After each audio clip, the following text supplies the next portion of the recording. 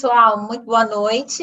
Em nome da Sociedade Paulista de Infectologia, gostaria de apresentar as professoras e também o tema da nossa reunião de hoje. A Sociedade Paulista de Infectologia tem feito aí todas as terças-feiras um bate-papo aí sobre Covid. E a gente está no quarto tema. Hoje nós vamos falar sobre diagnóstico laboratorial do SARS-CoV-2, utilização desses testes diagnósticos, sua aplicabilidade na prática clínica e a correlação com a transmissibilidade da doença. Esse tema é bastante interessante porque suscita bastante dúvidas com todo mundo que está aí no dia a dia com a Covid, PCR, testes sorológicos, falsos positivos, falsos negativos, o quanto que isso significa para o diagnóstico e quanto isso significa no nosso dia a dia. Então, a gente vai contar com duas grandes especialistas. A primeira professora é a professora Nancy Beley. A professora Nancy é professora afiliada e pesquisadora da Universidade Federal de São Paulo, tem grande experiência em virologia e também é consultora do Ministério da Saúde e da Organização Pan-Americana de Saúde para a pandemia da Covid 2019. A professora Nancy vai falar sobre o teste de PCR, e a seguir a doutora Carolina Lazzari, que é médica infectologista, ela é assessora para análises clínicas do grupo Fleury e chefe da seção de biologia molecular da divisão de laboratório central do Hospital das Clínicas da Faculdade de Medicina da USP. E a Carol vai falar para a gente sobre as sorologias, tá? Eu queria só fazer dois comentários antes. O pessoal está perguntando como realizar, como assistir as conferências anteriores. Todas as conferências são gravadas e depois elas ficam disponíveis no site da Sociedade Paulista de Infectologia, que é infectologiapaulista.org.br, tá? E eu também queria pedir para as duas, que eu recebi uma notificação essa semana de que o pessoal do Chile está acompanhando esses webinars da SPI. Então, eles pediram a gentileza se vocês puderem falar um pouquinho devagar, para eles poderem entender o português, né? Então, se vocês puderem fazer isso, acho que vai ser bem legal, porque eles estão nos acompanhando lá diretamente do Chile, tá? O doutor Eduardo, que é o presidente da Sociedade Paulista de Infectologia, também está nos assistindo. Então, Edu, a gente vai aí começar a conferência e agora nós estamos com quase 300 participantes. E depois a gente volta aí para a discussão, tá bom? Então, obrigada, meninas, por ter aceito o convite, acho que vai ser muito enriquecedor. E vamos começar, então. Nancy, por favor, depois a gente passa para a Carol e depois a gente abre para a discussão, tá bom? Obrigada. Bom, estão me ouvindo? Boa noite a todos. Então, a gente vai conversar sobre o diagnóstico laboratorial, vou conversar sobre o PCR, aplicabilidade clínica e tentar discutir um pouco questões que ainda não estão fechadas em relação à transmissibilidade, que envolvem detectar o vírus através de PCR e a correlação com infectividade. Bom, para aqueles que não estão muito ligados às questões laboratoriais, eu vou me ater então ao PCR, sabendo que a Carol vai conversar sobre os testes rápidos, a sorologia.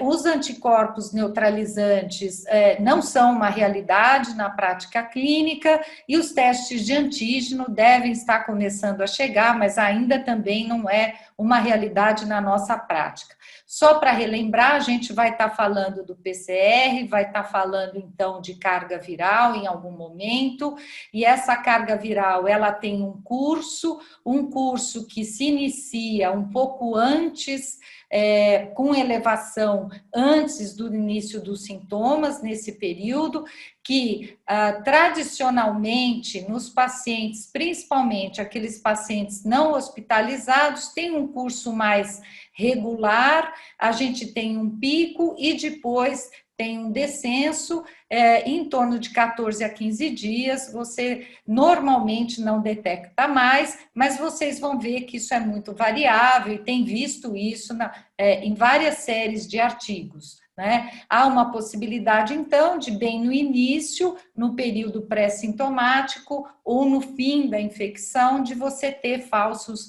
negativos. Aqui nesse quadro um pouco mais complexo, então a gente vê de novo o isolamento através, a detecção, desculpa, através do PCR na nasofaringe, que está em azul, o isolamento viral, que seria a cultura, né, que a gente chama de isolamento, em vermelho, né? A gente pode detectar também no escarro, no lavado, que é isso que a gente está vendo em rosa, e vários artigos mostram que a gente tem maior chance de detecção nesse tipo de espécime, nas fezes, que a gente está vendo aqui em amarelo, também tempo prolongado, e aqui a sorologia, que depois será comentado com os senhores em relação ao tempo.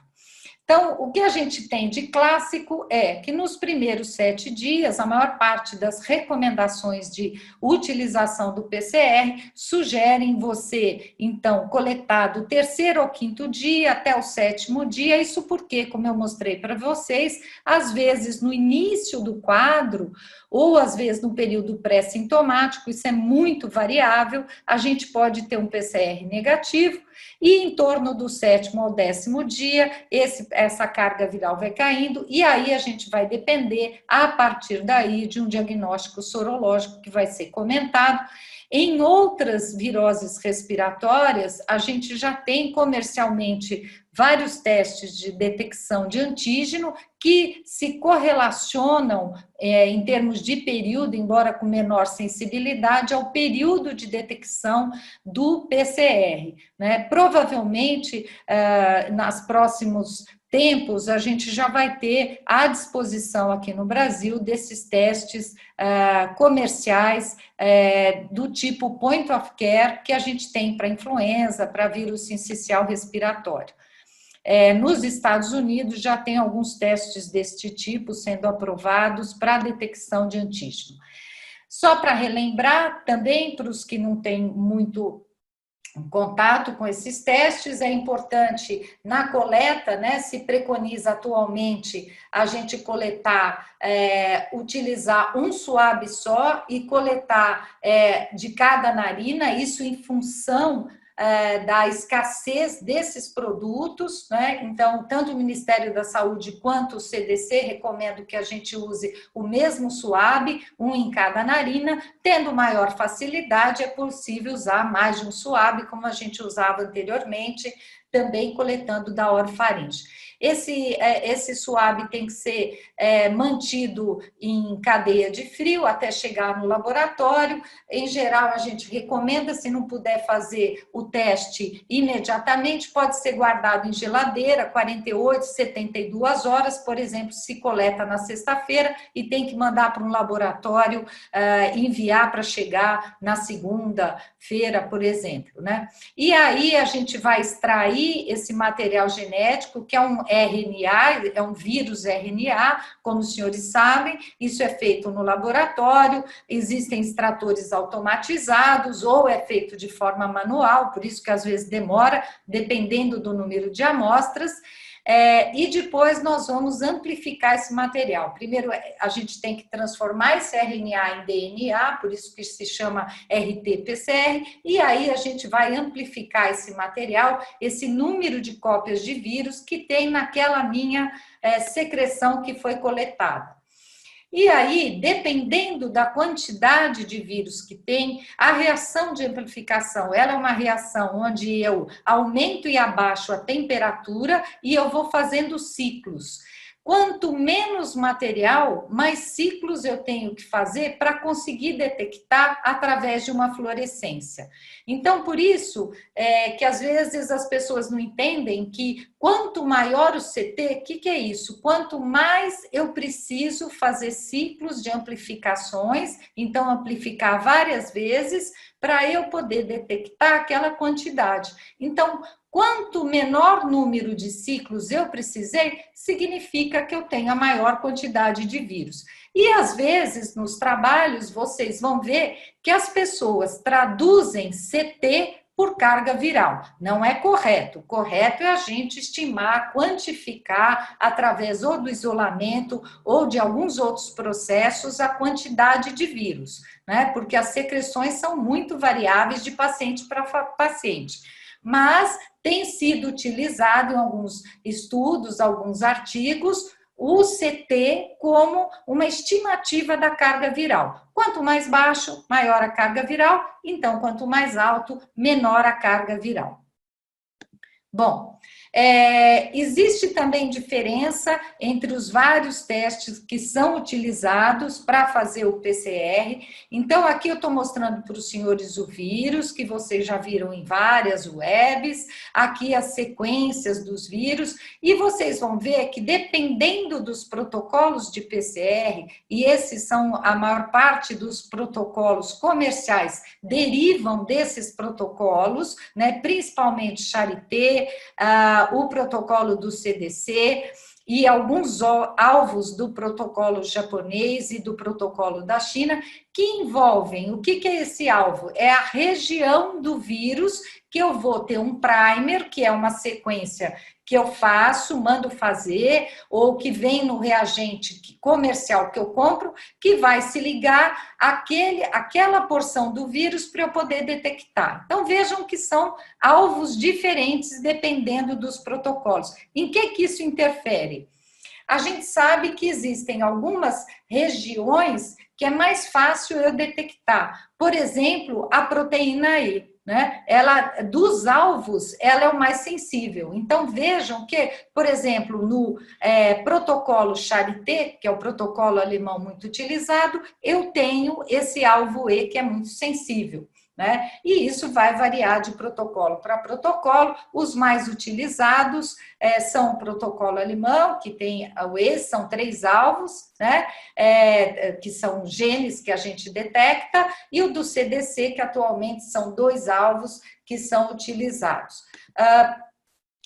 Isso já interfere na sensibilidade de cada laboratório. Aqui eu estou mostrando para os senhores o que a gente, in-house, que a gente utiliza. No meu laboratório, eu tenho 5, 6 protocolos diferentes. O professor Celso já comentou numa outra web que tem mais de 10 protocolos. E aqui eu estou mostrando 2 kits comerciais que a gente testou e usa. E eu queria chamar a atenção dos senhores, essas são amostras que nós temos no laboratório. Nós já fizemos mais de 3.500 amostras, e aqui, onde vocês estão vendo que não bate algum gene, então é a diferença que dá. Essa mesma amostra, ela, por exemplo, aqui ia sair negativa, aqui também ia sair negativa, e aqui ela ia ser positiva, porque o meu limite para esse protocolo é 38, então aqui dá 39, então a mesma amostra poderia ser negativa, se o meu laboratório usa esse, se o outro laboratório usa esse, e se outro laboratório usa esse. E isso acontece com várias amostras, né? Então, claramente, dependendo do momento que eu coletei aquela amostra, dependendo de como foi a amostra, eu posso ter discordância entre, no mesmo dia, fazer uma amostra daquele paciente e enviar para laboratórios diferentes. E nós temos atualmente mais de 200 testes comerciais internacionalmente sendo distribuídos, comercializados, e no Brasil nós já temos vários também. Né? Então, isso é um cuidado que a gente tem que ter na interpretação desses resultados. Bom, nós começamos a usar o PCR, né, para o diagnóstico do coronavírus, do Covid.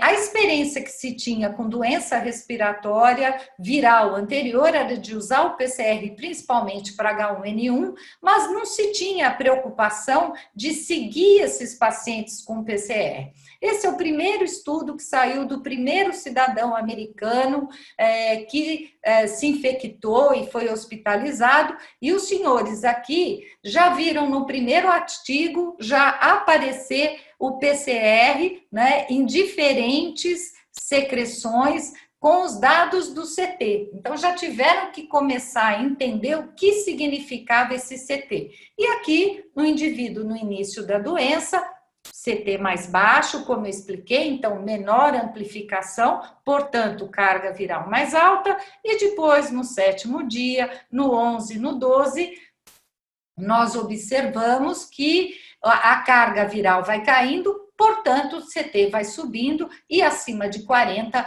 ele é negativo, né? Isso pelo um protocolo do CDC. Aqui na orofaringe, vejam que no mesmo paciente, no mesmo dia, da naso para a orofaringe, eu tenho diferença. Aqui um pouco mais sensível, aqui um pouco menos. Tem 2 CTs porque são 2 genes, 2 alvos, então a gente amplifica cada gene. No soro negativo, né? E aqui nas fezes, já no fim da primeira semana, ainda aparecendo positivo. Mas nem tudo é tão fácil, né? Esse já é um segundo artigo que saiu no New England, logo no começo, e aqui não pretendo que os senhores entendam todo o caminho de cada um desses pacientes, mas são 17 pacientes, e vejam como para cada paciente, olha esse aqui do quadradinho, né? Esse indivíduo começa aqui um CT 15, então, portanto, carga viral mais alta, muito bem, no início do quadro, depois parece que negativa, depois voltamos a detectar de novo em torno do 12, 13 dias. O que esse artigo quis mostrar é a heterogeneidade dos pacientes e como às vezes a gente pode detectar um SWAB positivo e às vezes na sequência negativo. Isso dependendo da quantidade de secreção, do tipo de coleta, de quem coletou e até da forma como o protocolo foi feito no laboratório e até por causa da dinâmica da carga viral durante a infecção nesses indivíduos. Por outro lado, os artigos foram mostrando que, dependendo do fluido orgânico, a sensibilidade, a positividade pode ser muito maior. Então, claro que naqueles pacientes mais graves, com carga viral mais elevada, em intubação, naqueles pacientes numa insuficiência respiratória crítica, você tem uma positividade maior, provavelmente em função de uma carga viral maior, e a gente vê que até a detecção no escarro é maior do que a detecção na secreção nasal e na secreção de faringe no mesmo período, né? E depois aqui nas fezes, eventualmente, a viremia também detectada.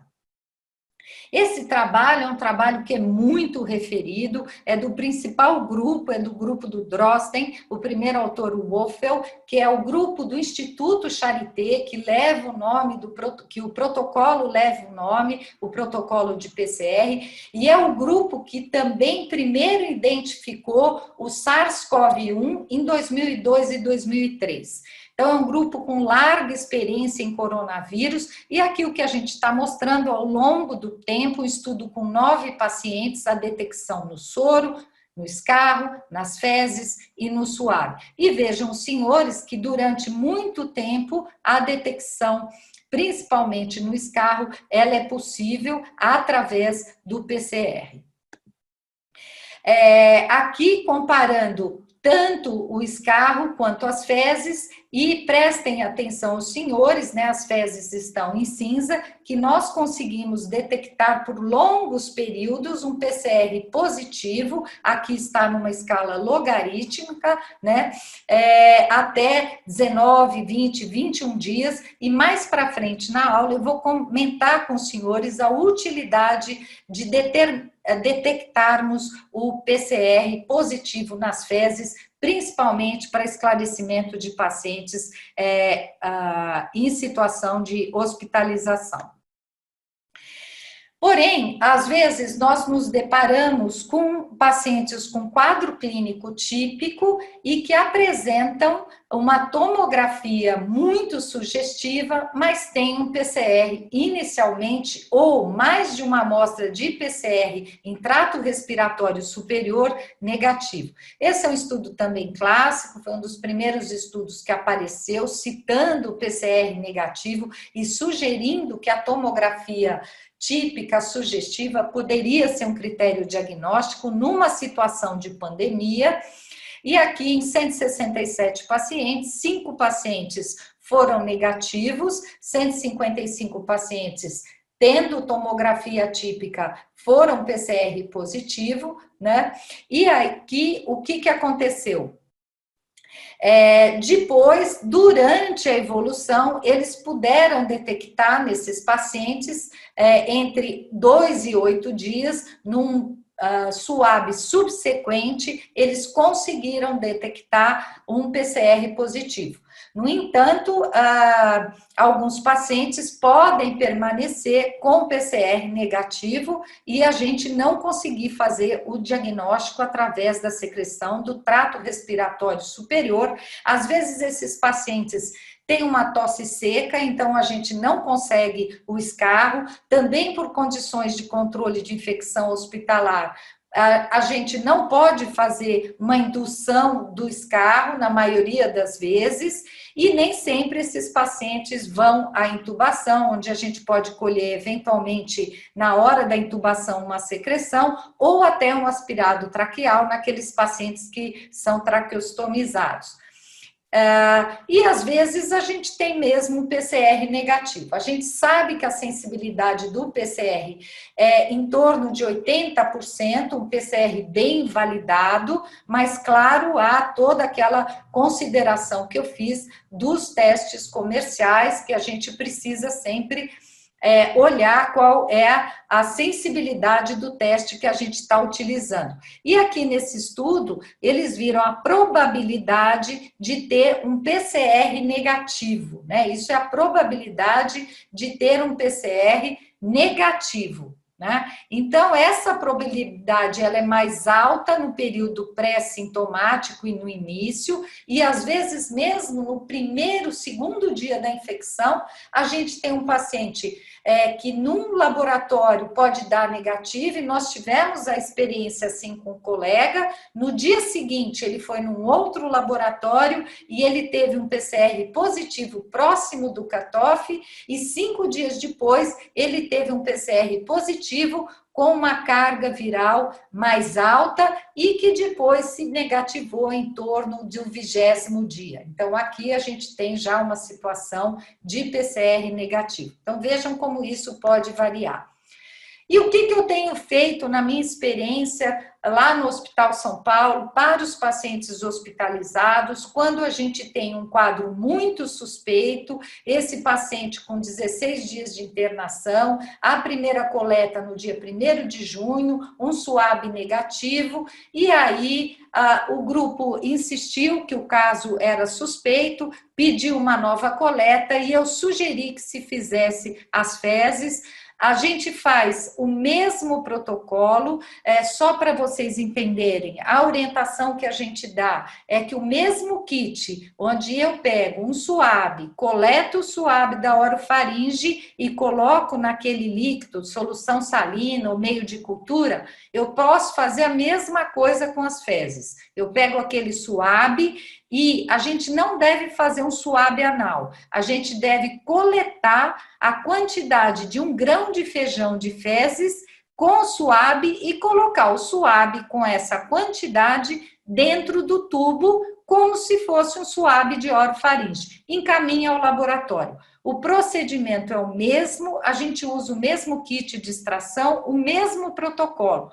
Corre essas amostras, inclusive na mesma placa, junto com as amostras de SUAB. E funciona muito bem. E a gente pôde identificar esses pacientes, vejam aqui, são vários pacientes que a gente pôde identificar tendo as fezes positivo. Esse paciente já tinha 2 SUABs com 3 dias de diferença. Em geral, na nossa experiência também, aguardar mais 48 horas não tem, várias amostras que nós fizemos, não tem permitido a gente fazer um diagnóstico mais preciso, aguardando mais 48 horas. Isso porque esses pacientes são pacientes hospitalizados, que em geral já não vem nos primeiros dias de sintoma. Então, se você não consegue fazer o PCR e detectar na orofaringe, na nasofaringe, provavelmente você vai precisar se utilizar do trato gastrointestinal ou eventualmente da sorologia.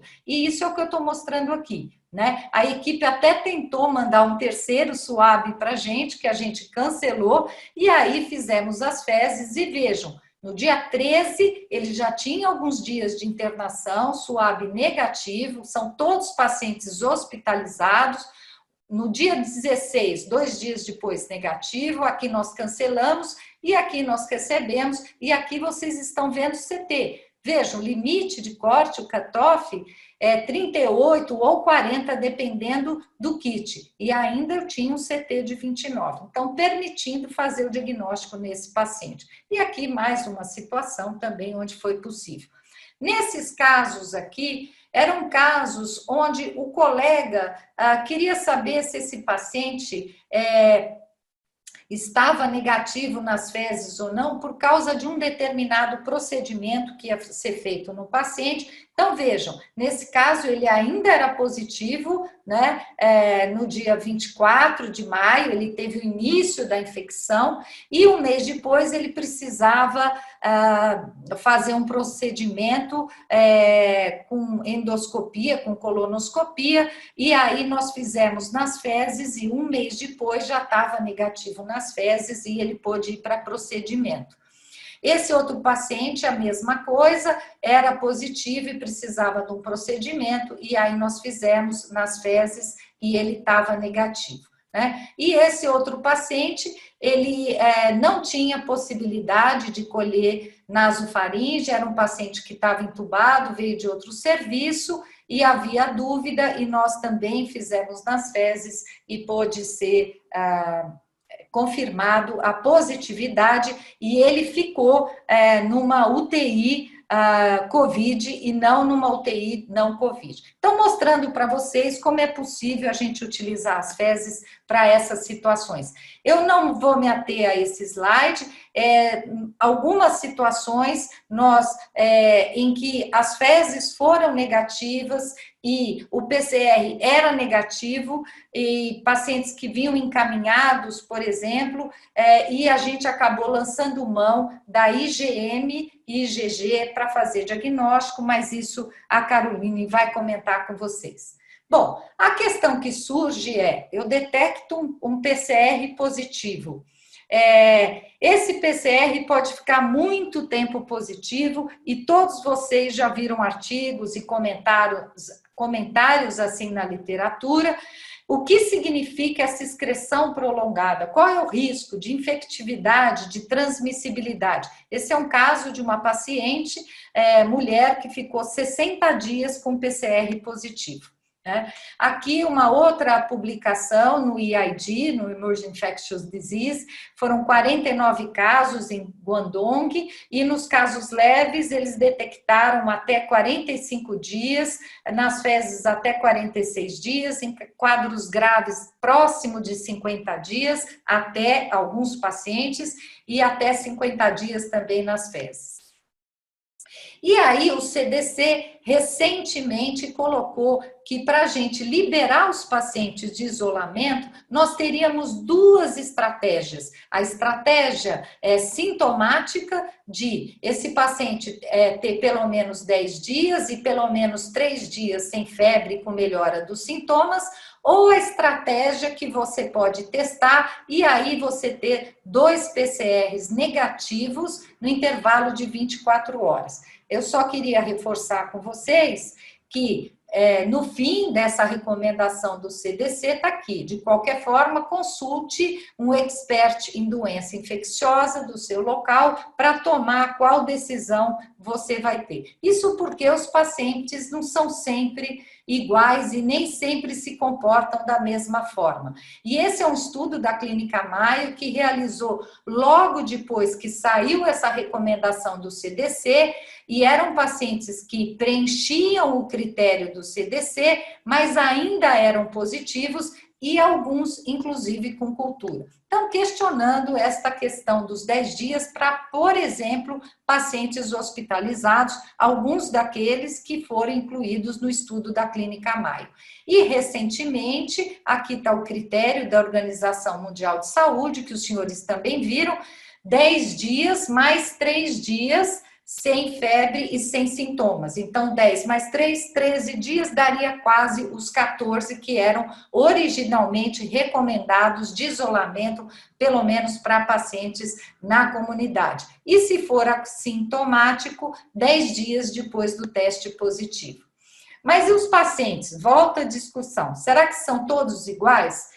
Esse é um estudo de pacientes pré-sintomáticos e sintomáticos de uma transmissão numa instituição de idosos institucionalizados. E veja, senhores, aqui a gente está vendo os ciclos, o CT, então aqui mais alto, menos carga viral, aqui mais baixo, mais carga viral, e vermelhinho é cultura, isolamento, ou seja, vírus infectante. Tá? E pretinho é cultura negativa. Então, veja, senhores, quanto mais sintomático, aqui é o assintomático e aqui é o sintomático, mais chance de cultura positiva, e quanto menos sintomático, logo a gente não tem uma cultura positiva, né? E aqui a comparação com os CTs, né? Então, CTs mais altos e cultura não positiva. Aqui, CTs mais baixos, cargas virais mais altas, mais cultura positiva, principalmente no período pré-sintomático e naqueles com sintomas presentes. Bom, mas os pacientes são iguais? Aqueles pacientes eram alguns pacientes institucionalizados e alguns que eram colaboradores técnicos, enfermeiros da instituição. E aqui nós estamos vendo pacientes hospitalizados. E o que eu vou mostrar para os senhores, pretinho é PCR positivo. Então, até o 10º dia, como estão os PCRs positivos desses pacientes na nasofaringe, urina e fezes, e vejam aqui, com 14 dias, né? Então, se a gente fosse seguir CDC ou, eventualmente, seguisse OMS, a gente ainda teria pacientes hospitalizados com PCR positivo até o 24º dia. Estou falando de PCR positivo. E será que sempre, quanto mais cedo, maior a carga viral e depois de um tempo a carga viral diminui? Esse é um estudo também que nós fizemos lá no hospital. São pacientes hospitalizados, mas nós procuramos uma amostra homogênea de pacientes. Eram todos pacientes de gravidade moderada e da enfermaria. E vejam, senhores, aqui está o CT inicial, então aqui mais baixo e aqui mais alto, maior carga viral, menor carga viral, primeiros dias de sintomas de pacientes hospitalizados, tá? E vejam que realmente a mediana parece mostrar que no início a gente tem cargas virais mais altas e depois a carga viral vai diminuindo, né? A gente vai vendo que vai chegando em CTs mais altos. Mas vejam que os pacientes são muito variáveis, né? E a gente tem pacientes aqui no 10º dia ainda com uma carga viral alta. E quando a gente avaliou do ponto de vista estatístico, aqueles que se apresentaram até a primeira semana para hospitalização, aqui estava a média do CT, e aqui aqueles onde foi coletado na segunda semana de hospitalização, e não houve uma diferença significante na carga viral. E, muitas vezes, nós lidamos com pacientes imunodeprimidos. E esses pacientes, esse é um de transplante renal, lá também do hospital, com cirrose hepática, dispneia progressiva, tosse seca, já um PCR positivo na primeira amostra. E aqui estou mostrando para os senhores como a gente pode ter uma infecção disseminada. O PCR foi positivo, tanto no trato respiratório superior, como na ascite, que foi puncionada, no soro desse paciente e nas fezes, com variabilidade na carga viral e nos diferentes dias de infecção. Infelizmente, esse paciente evoluiu a óbito. Bom, mas e um PCR positivo, que tem aparentemente uma carga viral elevada? Qual é o significado em termos de infectividade e transmissão? Então, vamos ver aqui, né? É uma comparação com a cultura de células. Então, volto àquele trabalho do grupo alemão, né? O que os senhores estão vendo que a positividade na cultura comparada com o PCR, ela é tanto maior nos primeiros 8 dias de sintoma. Por isso, esse trabalho virou a referência tanto para o CDC quanto para a OMS, no sentido de inferir a maior potencial de transmissibilidade num período que eu tenho cultura positiva em relação a um PCR que, a partir daqui, ainda era positivo, mas a gente já não tinha mais a cultura positiva a partir do 8º dia, né? E a mesma coisa em termos da carga viral. Vejam que quando eu tenho, não interessa muito o número, mas acima de um valor alto de cópias, eu tenho a chance de ter positividade na cultura. Abaixo desse valor, a maior parte das vezes a cultura é negativa. E aqui é uma coletânea de vários estudos, tá? São 3 estudos, esse é o estudo que eu já comentei, que cita um corte de carga viral, esse é um outro estudo que cita um corte de carga viral, e esse um corte de CT. Qual que é a ideia? O estudo de 9 pacientes do grupo alemão, esse grupo do grupo de 129 pacientes, o que eles viram? A chance, quando eu tenho uma carga viral abaixo de 5 ou de 6 logs, dependendo do trabalho, a chance de eu ter isolamento em cultura, ou seja, infectividade, é menor de 5%.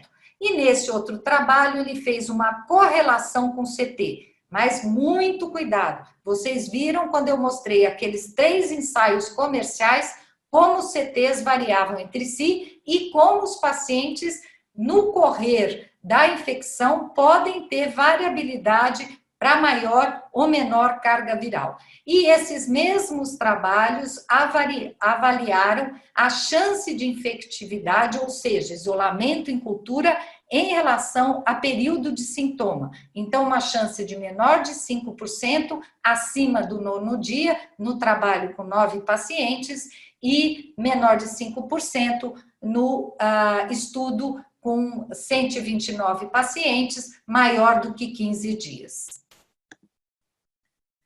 Mas nesse mesmo trabalho, esse estudo que estudou 129 pacientes, aqui está a duração dos sintomas e aqui é só a cultura, aqui é só isolamento. E vejam, em pretinho, cultura positiva, nós tivemos um paciente com 21 dias, um paciente hospitalizado aqui com 18 dias, ainda com cultura positiva, ou seja, com infectividade. E lembrar que a sensibilidade de cultura viral é muito menor do que a sensibilidade do que estamos acostumados de cultura bacteriana. Então, a gente tem que ser muito conservador quando avalia esses dados, né? Se nós estamos no hospital lidando com doentes críticos, crianças, imunodeprimidos, pacientes de alto risco, muito cuidado em avaliar estas questões em relação à infectividade e transmissibilidade.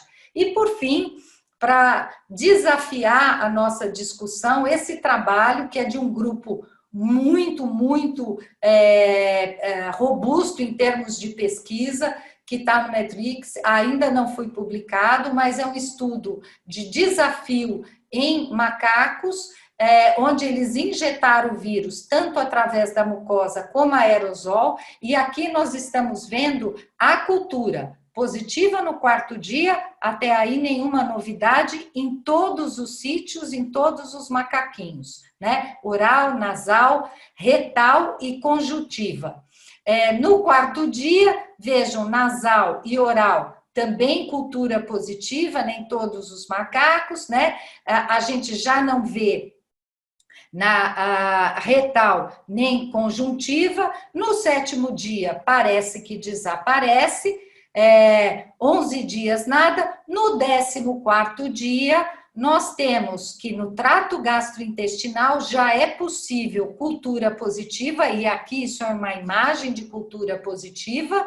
Então, vejam, os macaquinhos negativaram e depois voltaram a ter cultura positiva no trato gastrointestinal, e aqui no 21º dia voltaram a recuperar um PCR no trato respiratório superior, e aí a cultura foi positiva na necrópsia no pulmão também desses macaquinhos. E depois, no 28º dia, não foi mais positivo. Então, trazendo aí um desafio, claro que é um estudo com macacos, esses macacos não têm uma imunidade celular prévia que possa reagir com coronavírus em reatividade cruzada, são animais naíves, mas é muito importante a gente entender que essa questão em relação à infectividade, a possibilidade de reativar a replicação durante o curso agudo da doença ainda não está fechado. Conclusões finais. O teste de PCR é o teste de escolha para o diagnóstico na fase aguda, mas pode ter falso negativo, como eu mostrei. Um teste molecular positivo não necessariamente significa replicação viral. A evolução clínica com piora tardia pode acontecer mesmo na ausência de um PCR positivo. Nessas situações, usar amostras de trato respiratório inferior e fezes, e eventualmente a sorologia pode ser útil para o diagnóstico, e muito cuidado com a diversidade dos testes disponibilizados comercialmente para o diagnóstico. Obrigada pela atenção, e depois eu estou à disposição para as perguntas. Inicialmente, muito obrigada à sociedade pelo convite, a Thais, ao doutor Eduardo Medeiros, que convidaram. Agradecer muito aí a doutora Nancy por essa aula maravilhosa e que reforçou muitos conceitos que a gente, na prática do dia a dia no laboratório, a gente tem visto que é a angústia dos nossos colegas, especialmente em relação a essa questão da PCR com transmissibilidade. Então, a gente tem visto bastante esse uso da PCR em assintomáticos, agora principalmente nessa fase de retomada, as pessoas utilizando a PCR com esse papel de garantir segurança de atividades em áreas não Covid. Então, esses conceitos da positividade, do valor preditivo negativo nos assintomáticos é muitíssimo importante, e os colegas têm procurado muito a esse respeito, e a nossa fonte de reclamação sem fim, tanto no público quanto no privado, tem sido essa coisa de PCR positiva aqui, e PCR negativa no outro laboratório, ou vice-versa, 1, 2 dias depois, ou às vezes do mesmo dia. A ansiedade dos pacientes levam eles a acolherem em vários laboratórios sequencialmente, e a compreensão desses conceitos de diferença de protocolo, de sensibilidade, das coletas de amostra, isso é essencial para a gente interpretar esses resultados. Então, essa aula foi magnífica para que vocês, especialistas que estão nos assistindo, nos ajudem a solidificar esses conceitos com os colegas não especialistas que têm utilizado bastante o teste e às vezes não têm a compreensão dessas diferenças que podem ocorrer. E não diferente disso, a gente tem angústias muito parecidas e até ainda bem complexas em relação à sorologia, que é o que eu vou tentar desvendar. É um desafio da aula depois da doutora Nancy, mas eu vou tentar também ajudar a gente a compreender um pouquinho mais em relação à sorologia. Então, aqui eu trouxe novamente a representação esquemática, só para a gente lembrar de algumas proteínas que são bastante importantes na partícula viral, tanto para o ciclo replicativo, mas também para o nosso papel diagnóstico. Então, nesse vírus que é RNA de fita única, né, temos aqui a representação do seu genoma, existem proteínas que são uma espécie de nucleocapsídeo, embora elas não formem exatamente uma espécie de núcleo em volta do material genético, elas estão ligadas diretamente a vários pontos do RNA. Essas proteínas, elas são bastante imunogênicas e estimulam a produção de anticorpos, e são as proteínas que aparecem em maior quantidade durante a replicação viral e, portanto, induzem a produção de uma quantidade grande de anticorpos. Então, por isso mesmo, tem sido muito utilizada como o antígeno presente nesses ensaios de sorologia para diagnóstico da infecção atual ou pregressa pelo coronavírus. Então, aqui, a proteína do nucleocapsídeo.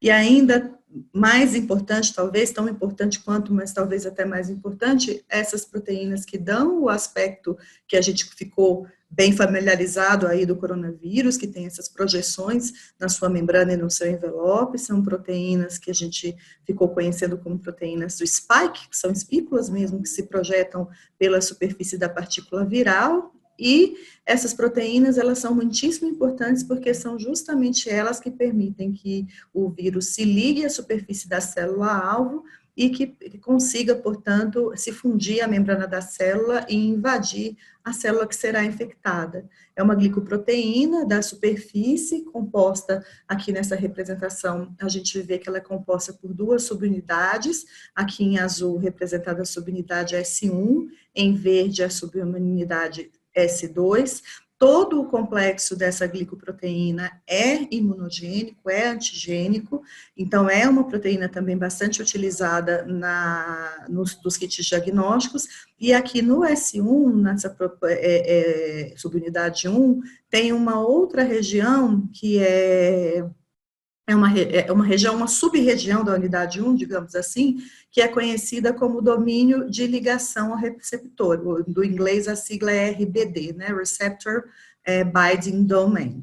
E esse domínio de ligação é justamente o que se liga aos receptores de enzima conversora de angiotensina, que é utilizado pelo vírus para invasão da célula, e justamente por ser a porção ligante, é a porção que estimula a maior parte dos anticorpos neutralizantes, porque esses anticorpos vão se ligar a essa porção ligante e vão bloquear essa ligação que é indispensável para a invasão da célula. Então, justamente por isso, consegue impedir e reduzir a replicação do vírus. Então, portanto, para as proteínas, para a pesquisa dos anticorpos neutralizantes, em geral, é necessário utilizar esses antígenos dessa região ligante da subunidade 1 da proteína spike.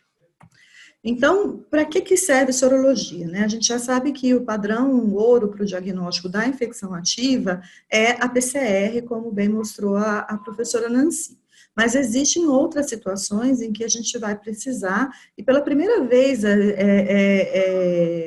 em relação a vírus respiratórios, a gente tem procurado tão intensamente utilizar a sorologia como método diagnóstico e como avaliação de populações, da forma como está sendo feita nessa pandemia. A gente tem pouca experiência em prática clínica, embora em estudos acadêmicos exista uma abundância de estudos de imunidade, de soroconversão em vírus respiratórios. Como ferramenta para uso clínico, a gente não tem tanto essa experiência, a gente não costumava usar tanto. Então, isso torna ainda mais desafiador compreender esse uso.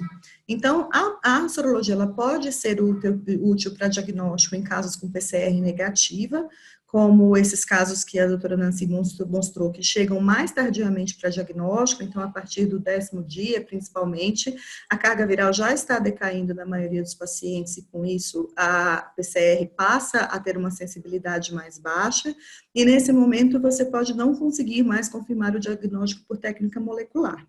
Então, nesse sentido, a sorologia poderia ser útil e contando que a soroconversão começa a partir do início da primeira semana, mas principalmente ao fim da segunda semana, mas isso pode auxiliar como uma ferramenta diagnóstica desses casos em que você não consegue fazer diagnóstico com PCR.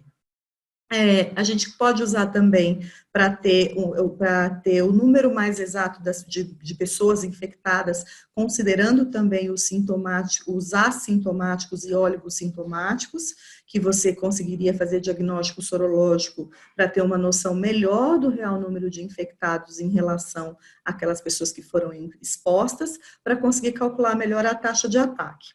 E nesse sentido, também calcular a proporção de pessoas que, uma vez infectadas, permanecem assintomáticas em relação àqueles casos que realmente desenvolvem sintomas. Quando a gente consegue ter uma noção melhor da dimensão do número de casos numa população, a gente consegue avaliar melhor quanto é a letalidade. Fazendo o diagnóstico somente dos sintomáticos e daqueles sintomáticos que têm acesso ao sistema de saúde, principalmente aqueles que internam, que são os mais graves, a gente acaba tendo a gente subestimando o número real de infectados. E com isso, o denominador do cálculo da letalidade fica subestimado. Isso vai dar uma letalidade mais alta. Então, quando a gente conhece melhor o número real de infectados, conseguindo computar também aqueles que estão infectados, porém foram oligossintomáticos ou assintomáticos, a letalidade é um cálculo mais real. E, para tudo isso, inquéritos soroepidemiológicos são bastante importantes, a gente já está vendo alguns em andamento. Tem muito se falado, a gente vai discutir um pouco ao longo da aula, esse uso da sorologia para o planejamento de retomada de atividades, inclusive com recomendação vinda de esferas governamentais de se fazer sorologia para retomada. O termo passaporte imunológico acabou se consagrando, é um termo que tem bastante inadequação, então talvez não seja tão real isso que tem tanto se falado, principalmente na imprensa leiga, e tem se perseguido a chamada imunidade de rebanho, aquele momento em que a população já tem uma proporção de pessoas que já foram infectadas e desenvolveram imunidade, e imunidade humoral, quando você fala de sorologia, e com isso o vírus diminuiria a sua circulação na população, porque há uma diminuição de suscetíveis e acabaria havendo uma proteção indireta também daqueles que ainda não se infectaram. Então, a gente também ainda conhece pouco se isso é possível, se vai ser atingido, se isso for atingido, vai ser baseado realmente em imunidade humoral e qual proporção da população deverá estar naturalmente imunizada para que isso aconteça. Então, são conceitos que têm sido bastante discutidos, mas que ainda são bastante complexos para a gente bater martelo da maneira que, às vezes, a gente vê algumas pessoas, até colegas, fazendo. Aqui eu trouxe exemplo de alguns inquéritos soroepidemiológicos. Para a gente, inclusive, interpretar resultados de sorologia, a gente precisa conhecer, ou pelo menos estimar, a prevalência daquela infecção na população, porque, embora a sensibilidade e a especificidade de um teste diagnóstico não sejam afetados pela prevalência, sensibilidade e especificidade são conceitos que dependem do teste que está sendo utilizado. Quando você fala de valor preditivo positivo e valor preditivo negativo, aí sim, além de considerar as características analíticas do teste, que inclusive levam em consideração a sensibilidade e especificidade, valores preditivos necessariamente levam em consideração a prevalência da população, porque um teste com a mesma sensibilidade e a mesma especificidade pode ter interpretações diferentes do seu resultado em populações diferentes, dependendo da prevalência. Eu vou mostrar isso um pouquinho até com uma calculadora aqui que eu trouxe num slide adiante. Então, aqui são dados que a gente tem de estudos epidemiológicos que estão ocorrendo.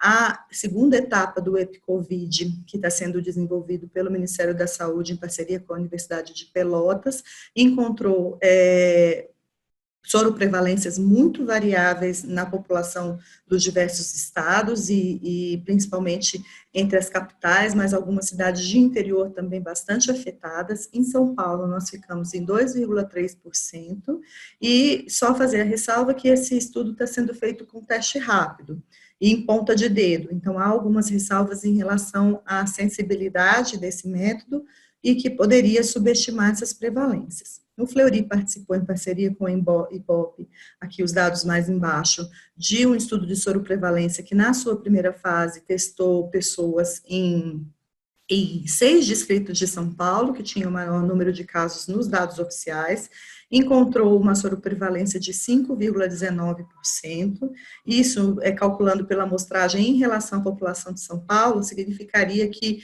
91,6% dos casos, isso aqui foi em maio, naquele momento, não eram conhecidos nos dados oficiais, em relação ao que foi encontrado de prevalência sorológica, comparando com aquilo que era realmente notificado. Esse estudo já está na sua segunda fase, dessa vez foi estendido para 120 distritos censitários de São Paulo, então foi bem mais abrangente, foram mais de 1.000 amostras colhidas, mais de 1.800 amostras, na verdade. A gente já está com alguns dados preliminares que eu ainda não posso divulgar, mas já conto em primeira mão que isso já aumentou bastante, e com bastante variação em relação aos distritos censitários, e em relação, inclusive, ao posicionamento geográfico e a renda desses distritos, e esses dados devem ser divulgados nos próximos dias. Em relação à cinética de anticorpos, a doutora Nancy já mostrou esse gráfico, mas mostrando justamente essa dinâmica de produção, que essa produção começaria aqui, tracejado em verde, em roxinho, a produção de IgM, que começa por volta do fim da primeira semana após o início dos sintomas, e chega ao seu pico já depois de 14 dias, mais ou menos no meio da terceira semana, e começa a cair a partir da quarta semana e vai desaparecendo. Em relação ao IgG, uma coisa que tem chamado a atenção nos estudos dessa dinâmica de anticorpos para este novo coronavírus é que ele parece diferir um pouco, em termos de indução de anticorpos, daquela dinâmica habitual que a gente está acostumado de primeiro IgM e depois IgG. Aparentemente, essa produção começa quase que simultânea, e para IgG permaneceria essa positividade, talvez com alguma queda por algum tempo. Isso aqui é um gráfico bem do clássico, mostrando então que o melhor momento da sensibilidade seria aqui algo entre a terceira e a quarta semana, então o famoso 14 dias pode colher a sorologia. A gente estava muito com isso em mente logo no início da coleta, do uso clínico dessas sorologias, quando a gente começou a ter acesso a esses kits diagnósticos. Entretanto, com a vida real, a gente começou a ter a noção de que talvez não se comporte como a doutora Nancy falou várias vezes na aula, mas todo paciente é igual? Não, não tem que ser igual, não é igual, e a gente começou a ver com o emprego clínico que há um comportamento diferente, principalmente no que diz respeito à gravidade dos sinais apresentados. Provavelmente, eu vou mostrar alguns estudos que vêm saindo, confirmando o que a gente já vinha vendo na prática, utilizando a sorologia, que realmente parece que aqueles pacientes que são assintomáticos ou oligossintomáticos têm um comportamento de cinética de soroconversão diferente dos pacientes graves, que era isso que a gente determinou mais ou menos esses 14 dias, mas os estudos iniciais, a maioria deles foi feita com pacientes mais graves, principalmente pacientes hospitalizados. Então, seguindo um pouquinho essa ordem do aparecimento desses estudos, então, inicialmente, o que a gente tinha kits disponíveis, os primeiros kits que foi um ELISA da Eurimum, que era de IgG e IgA, a gente, então, começou a se familiarizar com essa questão que a gente também não está acostumado a usar na prática clínica de fazer dosagem de IgA para fazer diagnóstico, embora isso faça muito sentido para vírus respiratórios que começam a estimular a imunidade em relação à imunidade de mucosa, IgA secretória. Então, esses kits também foram disponibilizados e os estudos começaram a mostrar que IgA e IgM soroconvertiam mais ou menos no mesmo nível e mais ou menos ao mesmo tempo, com uma mediana de soroconversão em torno de 5 dias. e a IgG mais tardiamente em níveis mais altos. Então, isso a gente começou a ver mais com pacientes que foram hospitalizados, pacientes mais graves. À medida que os estudos foram se diversificando e incluindo também pacientes menos graves, com menos sintomas nessas casuísticas, a gente foi vendo algumas diferenças nesse sentido. Então, esse estudo aqui da Nature é bastante interessante, ele já começa a mostrar essa soroconversão um pouco mais tardia do que a literatura vinha mostrando, que a partir de 14 dias já era quase 100% de IgG positiva. Esse estudo já mostra uma mediana de soroconversão de 17 a 19 dias, mostrando que neste período, essa soropositividade, ela se aproxima de 90%, 95%, mas ela não chega a 100%, mesmo em pacientes com mais de 2 semanas de evolução. E aí começa a apresentar aquilo que a gente vinha vendo na prática quando a gente implantou essas sorologias e começou a ter mais casos, né, mais pacientes que procuraram fazer esse exame, mostrando que existe uma diferença de evolução entre pacientes mais graves e pacientes menos graves. Aqui nesse gráfico, os mais graves estão representados aqui com os pontinhos laranja, e os não graves estão representados com pontos azuis. E aqui para a IgG, que é esse gráfico da esquerda, a gente percebe, portanto, que há uma diferença estatisticamente significante entre o nível de anticorpos produzidos para os pacientes não graves em azul, para aqueles graves em laranja. Então, isso pode ter, assim como a PCR, existem diversos kits de sorologia e existem, portanto, sensibilidades diferentes e, evidentemente, essa quantidade de anticorpos produzida, ela é importante para determinar num teste com uma sensibilidade fixa, pode haver uma variabilidade de sensibilidade dependendo do nível de anticorpos que o paciente produziu, se ele foi um paciente mais grave ou não. Esta mesma diferença não foi observada para a IgG, para a IgM, desculpa. Então, é uma coisa de IgG que, no fim das contas, por que a gente anda querendo, quer saber se a pessoa está imune e pode voltar à vida normal, é a IgG que mais interessa. Aqui já é um outro anticorpo que também foi um outro estudo que foi na mesma linha, em torno de anticorpos. Ele utilizou um kit que era anti ao domínio RBD da proteína S1 do spike, né, da subunidade S1 do spike, e mostrando em preto os graves e em azul os leves. E aqui os pretinhos, percebam que ele usou também na validação desse kit amostras pré-2020, né, com o que ele chamou de Healthy Controls, de pré-2020 para avaliar a reatividade cruzada, e ele teve poucas pessoas que tiveram alguma reatividade cruzada com essa região, com esse antígeno que parece ter uma boa especificidade. Então, pode haver sim uma reatividade cruzada por causa de anticorpos pré-existentes, principalmente contra outros coronavírus. Essa reatividade cruzada vai depender qual antígeno, qual proteína está sendo utilizada no kit, mas ela não é tão importante, embora possa existir. A maioria dos casos ficaram negativos nessas amostras de controles sadios pré-2020.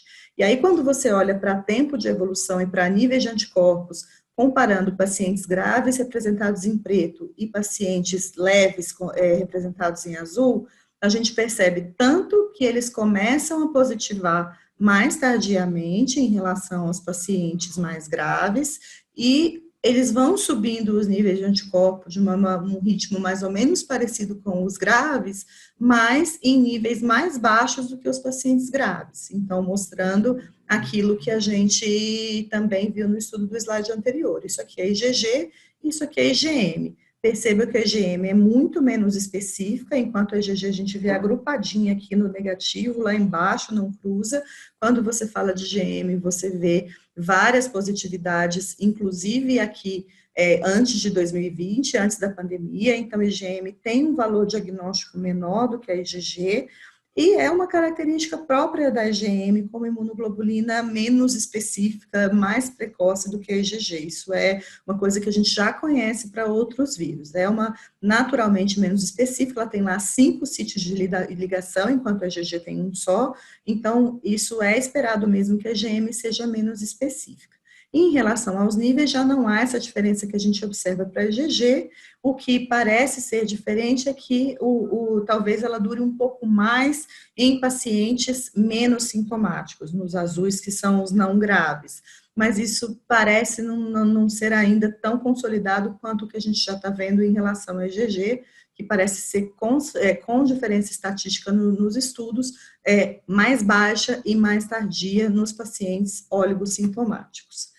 Esse estudo, ele trabalhou com kit de IgA e IgG, e foi muito interessante no sentido de que para IgA e IgG, ele também mostrou essa diferença em relação a IgA. Para IgA, nos pacientes graves, ele encontrou títulos muito altos, aqui nesse gráfico percebam quanto é mais alto, com diferença estatística, para os casos graves em relação aos casos leves.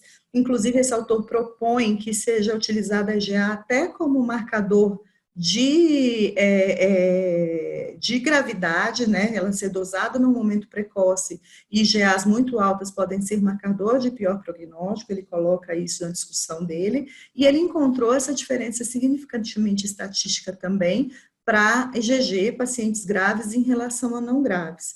E o que ele descreve no texto, que é bem interessante, é que ele encontrou vários pacientes do grupo dos leves que tinham IgA presente na imunidade de mucosa, que ele conseguiu detectar IgA em altos níveis na saliva e na lágrima, mas que no sangue periférico, no soro, ele encontrava esse IgA em níveis baixos e muitas vezes transitórios, que desapareciam ao longo do tempo, sem que, no entanto, houvesse soroconversão de IgG. Então, isso é possível também, que você, em determinado momento, encontre só uma IgA do paciente e faça o segmento sorológico e não flagre a soroconversão de IgG. E nesses pacientes, muitos deles começaram a soroconverter IgA e depois não soroconverteram IgG e ficaram sorologia negativa. E a gente tem observado isso na prática, pacientes confirmados por PCR, que em tempo considerado hábil para que sejam detectados anticorpos, a gente não consegue detectá-los com os kits que a gente tem disponível.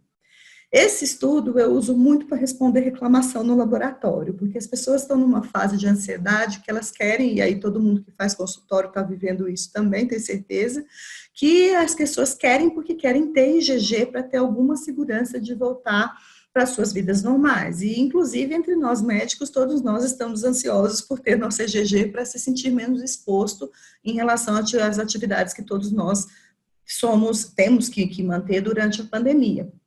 E aí o que acontece? Nem sempre aquilo que você jura por Deus, mesmo com epidemiologia muito consistente, que você jura que seja Covid, não necessariamente você vai conseguir fazer o diagnóstico, talvez não tenha sido Covid, ou talvez tenha sido, mas tão leve que não levou à soroconversão. Então, a gente recebe muito ligação de colega e de paciente falando, olha, meu marido teve, eu tive lá minha nariz escorrendo, meus espirros, minha tosse, uma febrinha que durou um dia, e minha sorologia está negativa. Só pode estar errado, porque não tem como eu não ter pego que eu durmo na mesma cama dele todo dia, e eu quero meu dinheiro de volta. E aí eu sempre cito esse estudo aqui que eu achei bastante interessante. É um estudo do Mount Sinai, de Nova York, que avaliou 1.343 pacientes que eles convocaram para fazer sorologia para ver quem poderia ser candidato a doador de plasma convalescente. E aí eles chamaram todo mundo que tivesse Covid, não necessariamente precisaria ser confirmado por PCR para que eles fizessem essa testagem. Então, dos que compareceram, que eles testaram, foram esses 1.343, 624 tinha sido confirmado por PCR, e os demais, 719, eles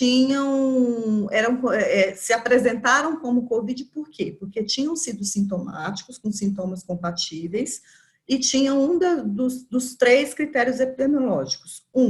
Ou eles foram atendidos pelo médico, e o médico falou para eles que era Covid, então foi um diagnóstico clínico epidemiológico feito por um médico, ou eles eram contactantes de casos confirmados de Covid, ou eram profissionais de saúde. Então, isso junto com a sintomatologia ficaram como casos prováveis de COVID. A mediana para a coleta dessa amostra para sorologia foi de 24 dias após o início dos sintomas. Nessa primeira amostra, eles viram uma positividade de 89% desses confirmados por PCR. Então, mostrando que a maioria, sim, soroconvertia, mas tinha aí pelo menos 11% que aí, já com 24 dias em mediana, a partir do início dos sintomas, ainda não apresentava anticorpos detectáveis. E o que é mais interessante, nesses que eram considerados suspeitos ou prováveis, porque tinha esse vínculo epidemiológico, inclusive de contato domiciliar ou profissional de saúde, somente 30%, mas não eram confirmados por PCR, somente 36% tinha sorologia positiva, IgG positiva, mostrando que nem tudo que parece Covid no meio de uma pandemia é realmente Covid, ou às vezes é Covid mesmo, mas não soroconverte. E nesses grupos não confirmados, a gente vai encontrar uma positividade menor mesmo, embora as pessoas fiquem bastante frustradas com esse resultado.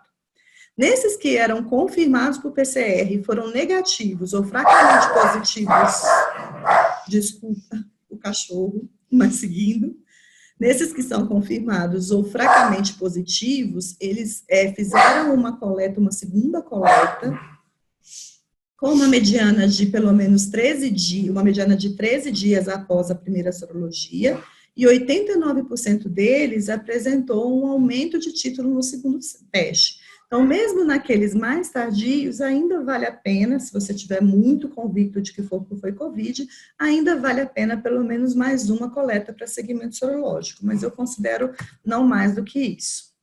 Por fim, agora saiu um estudo de assintomáticos, vocês viram que os que eu mostrei anterior era entre graves e não graves, mas aqui comparando assintomáticos com sintomáticos, uma carta que saiu na Nature também, tem umas 2 semanas, e mostrou também, conforme esperado, que a IgG é significativamente mais baixa nos assintomáticos em azul, quando comparado com os sintomáticos em rosa, com um P menor que 0,05. E, em relação ao IgM, não há essa diferença. E, em relação à fase convalescente, isso foi uma coisa que foi bastante falada na imprensa, além desses pacientes, já ainda na fase considerada aguda, não dá para dizer que é fase aguda porque eles são assintomáticos, mas nos primeiros dias após a exposição, porque eram pacientes chineses que foram internados obrigatoriamente por causa da política local, mesmo sem apresentar sintomas, nessa primeira fase, logo após a exposição, nas primeiras 2 semanas, além deles já terem os anticorpos mais baixos em relação àqueles que eram sintomáticos, eles também tiveram queda do sintoma, e isso aconteceu tanto para os sintomáticos quanto para os assintomáticos, tiveram queda dos níveis de IgG em relação à fase convalescente, na fase convalescente em relação à fase aguda. Então, as bolinhas rosas são as coletas feitas nas primeiras 2 semanas após a exposição, e os triângulos azuis na fase convalescente, que foi em volta de 8 semanas depois. Então, tanto para os sintomáticos quanto para os assintomáticos, houve essa diminuição dos títulos de anticorpos, e isso foi verdade tanto para o nível de IgG em teste comercial, quanto em relação a anticorpos neutralizantes. Isso causou um frenesi na imprensa, né, em relação a essa questão de será que a gente vai ficar imune ou não, será que a gente vai ter caso de reinfecção ou não, e esses gráficos aqui mostram que, inclusive, parte desses pacientes se tornaram negativos na fase convalescente. Então, enquanto ele tinha aqui, aqui, por exemplo, entre os assintomáticos, na fase aguda, ele tinha 81% de positivos, a partir de 2 semanas, a partir da exposição. Quando ele foi avaliar lá com 8 semanas na fase convalescente, e aí nos gráficos mais baixos, e mais baixo aqui em barras, essa proporção caiu para 60%.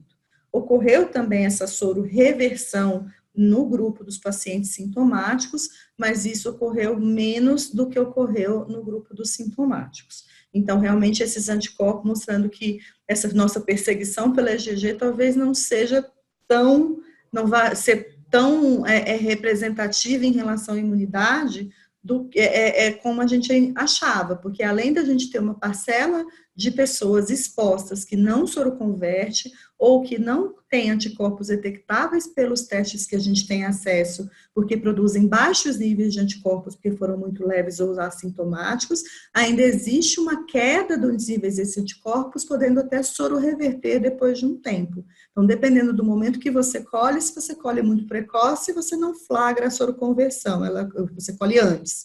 Se você demora muito para colher, você pode passar do tempo em que ela ocorreu.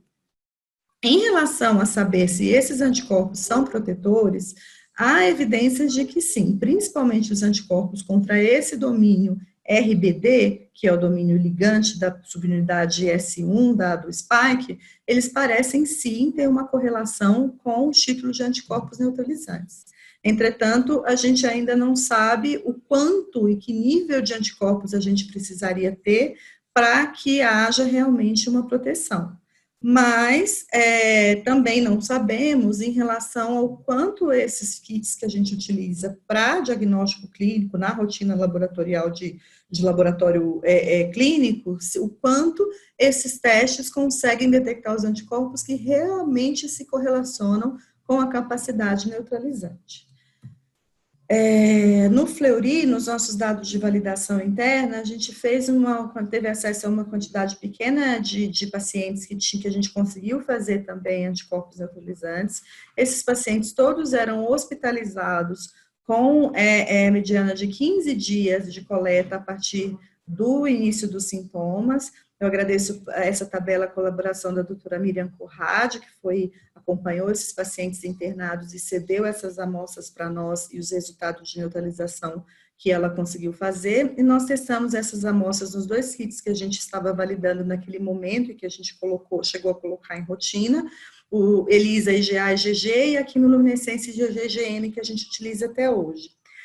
Todos esses pacientes tinham alto título de anticorpos neutralizantes, somente um deles não teve nenhum dos 2 kits, nem IgM nem IgG detectada, e no final, então, a gente teve uma sensibilidade da sorologia por ELISA um pouquinho mais alta para IgG em relação à sensibilidade da quimiluminescência, mas com essa mediana de 15 dias para esses pacientes.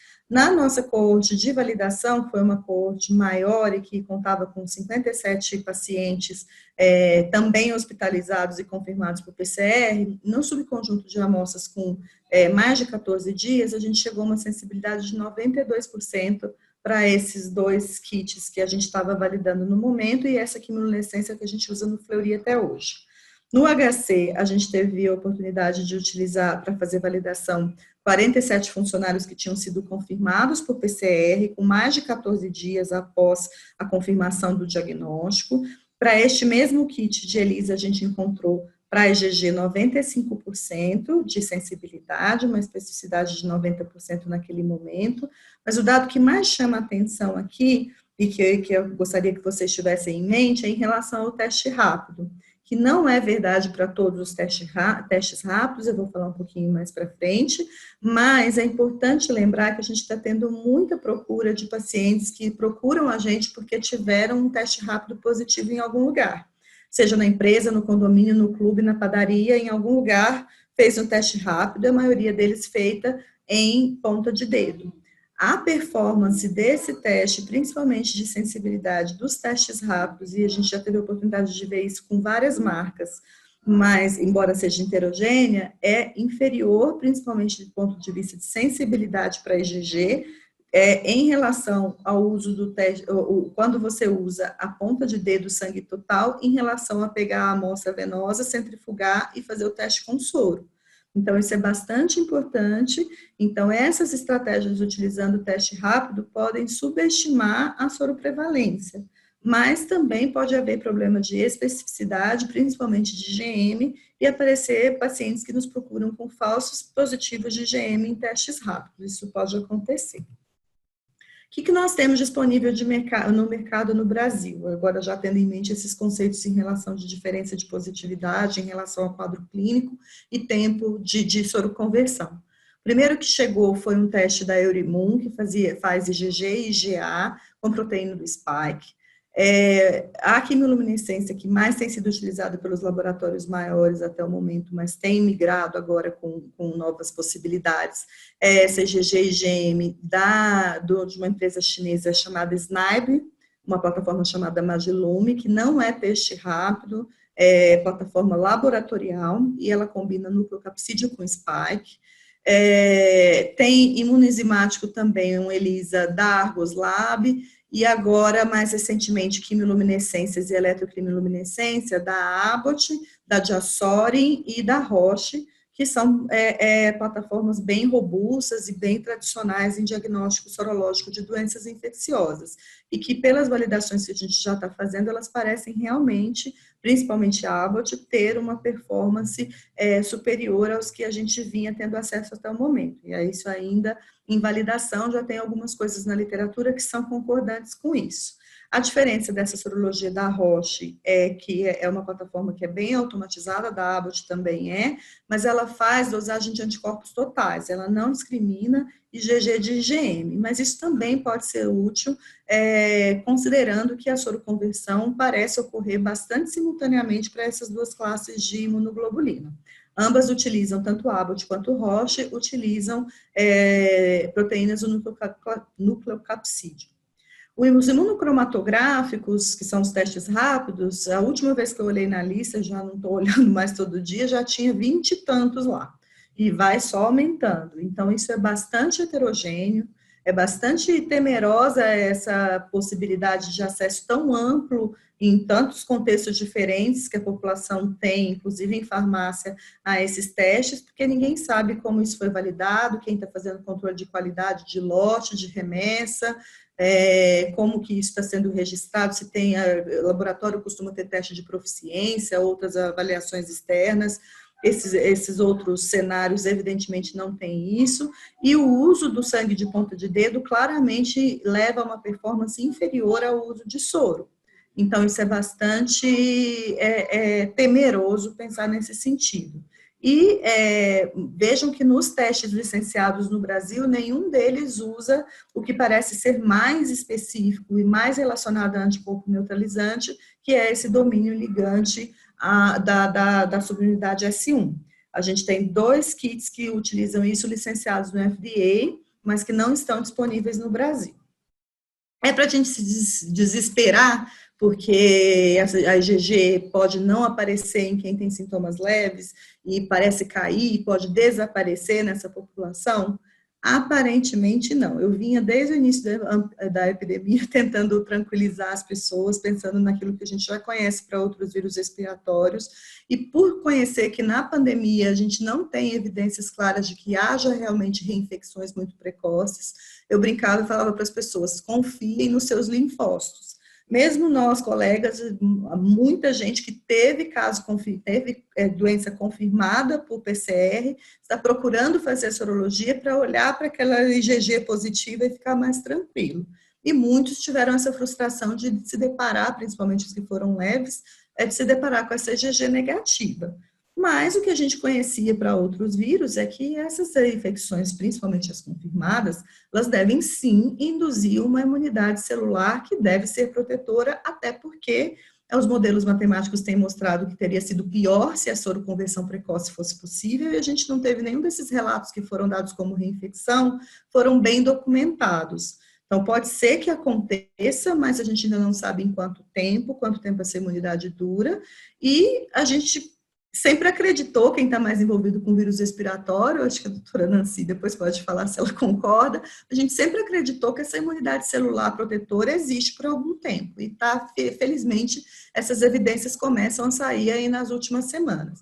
Então, esse estudo é muito bonitinho, embora com um número pequeno de casos, mas eles avaliaram 7 famílias de pessoas que tiveram doença confirmada por PCR, avaliaram com sorologia os contactantes familiares, pelo menos um contactante por domicílio, e aqueles que foram soronegativos para IgG, eles avaliaram com ELISpot, que é aquela técnica que separa as células mononucleares de sangue periférico, colocam elas em incubação, em contato com antígenos específicos de determinado agente, e depois cora para interferon gama essas células para avaliar se houve, então, um aumento do número de células produtoras de interferon gama, o que demonstraria que essas células reconheceram esses antígenos e proliferaram, se ativaram em relação, de uma maneira clonal, em relação a esses antígenos. Então, eles utilizaram proteínas as subunidades S1 e S2 do spike, nucleocapsídeo,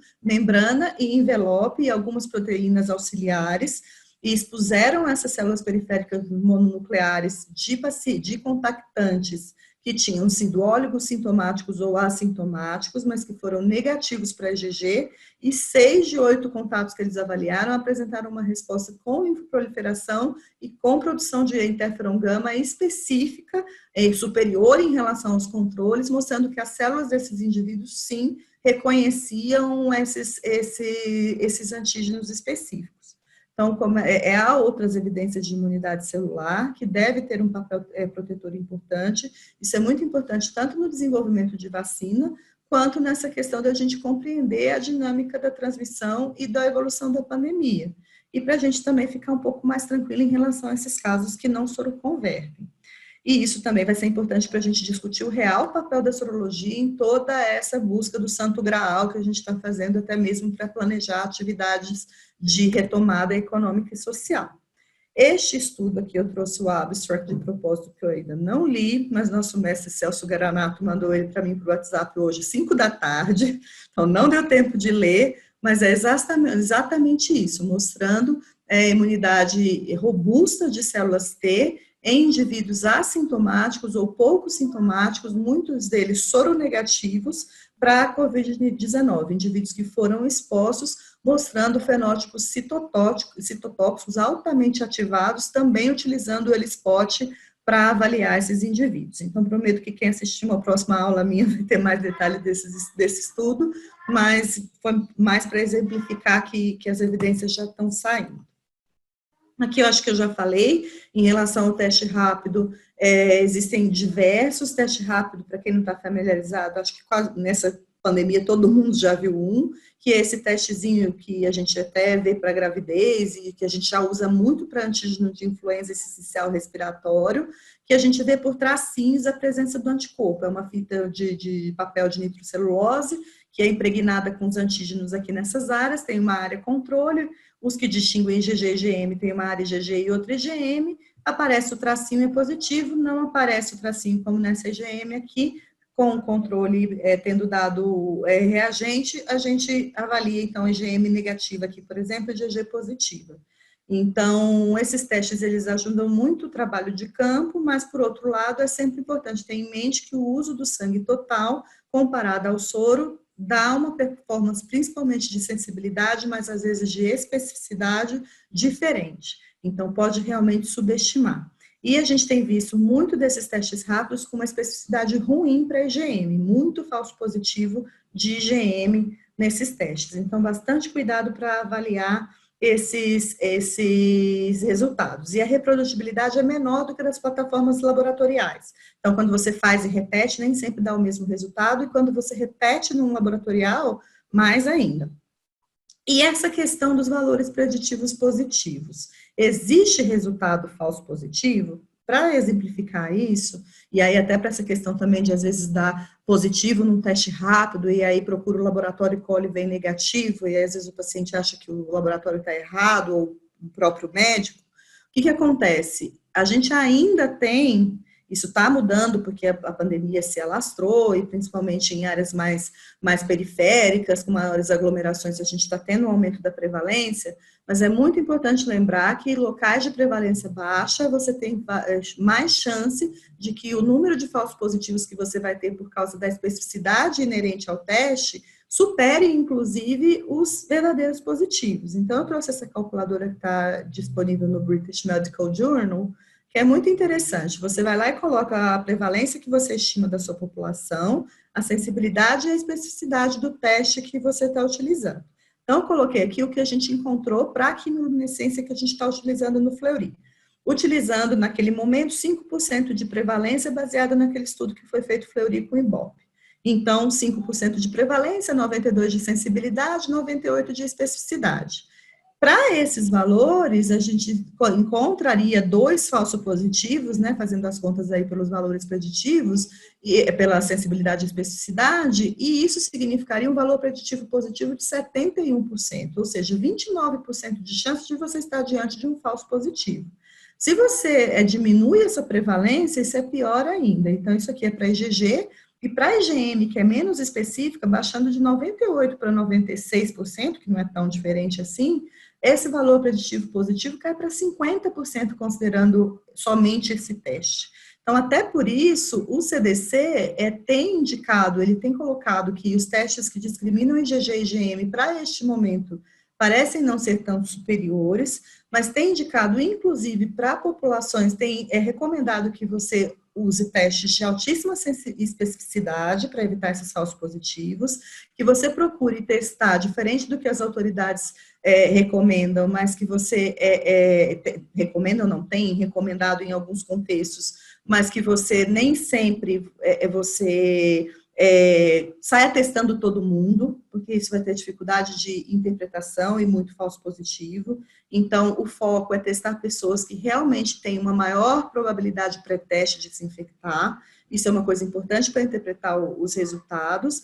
E tem recomendado que, quando isso não for possível, o ideal é que você faça 2 testes diferentes para confirmar esses falsos positivos. E aí, considerando populações com prevalências até 5%.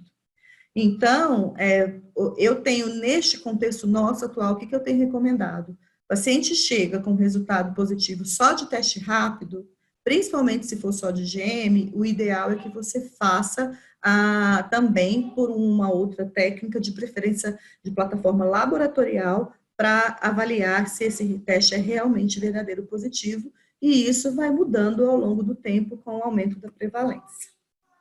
Então, para as mensagens finais aí, o que a gente tem recomendado é que, para diagnóstico, esperar pelo menos 10, e agora eu estou aumentando cada vez mais para 14 dias após o início dos sintomas. Isso para pacientes mais graves. Para pacientes menos graves sintomáticos, eu até esperaria mais tempo, pelo menos 3 ou 4 semanas. Para pacientes que você quer só ver se soro converteu em IgG porque são expostos ou recorrentes expostos, como os profissionais de saúde, por exemplo, eu tenho recomendado 21 até 28 dias para que a gente tenha maior chance de flagrar realmente essa soroconversão. Para pacientes com IgM ou IgA positiva isolada, sem IgG, é interessante repetir em 2 semanas para avaliar a soroconversão de IgG, que tem uma especificidade melhor, então isso aumenta o valor preditivo positivo daquele teste. Todos os cenários de rastreamento têm que ser feito com muito cuidado, com protocolos institucionais bem estabelecidos, que você estabeleça o que você vai fazer com cada resultado antes de começar a testar, porque dá a maior confusão na hora que os resultados começam a aparecer. De preferência, e aí puxando a brasa para a nossa sardinha, de preferência, eu tenho falado isso nas minhas aulas, esses cenários que querem testar em empresa, etc., tem que ser com consultoria de especialista. Não dá para fazer diferente, porque você vai gerar mais confusão do que ajudar com esse tanto de consideração que a gente tem que fazer com as informações que eu acabei de passar. Considerar em cenários de baixa prevalência um algoritmo com 2 testes para aumentar o valor preditivo positivo, e sempre lembrar que tudo isso que a doutora Nancy falou em relação a como interpretar a PCR, e agora aqui comigo, como interpretar a sorologia, é tudo muito novo, a gente sabe muito pouco, sai coisa todo dia, às vezes a gente vem para a aula sem ter lido o artigo que acabou de sair, então nem sempre aquele resultado que não corresponde à sua expectativa é realmente um resultado errado, que o laboratório errou, existe motivo aparentemente para tudo isso que tem acontecido. Então, eu delego a vocês a missão, como especialistas infectologistas, de nos ajudar, do ponto de vista de laboratório, a disseminar essas informações de que todas essas discrepâncias, entre aspas, existem, são possíveis e fazem parte da dinâmica da doença e do que a gente já conhece da doença. Agradeço imensamente a presença de todos, está aí meus e-mails e estou disponível para as perguntas.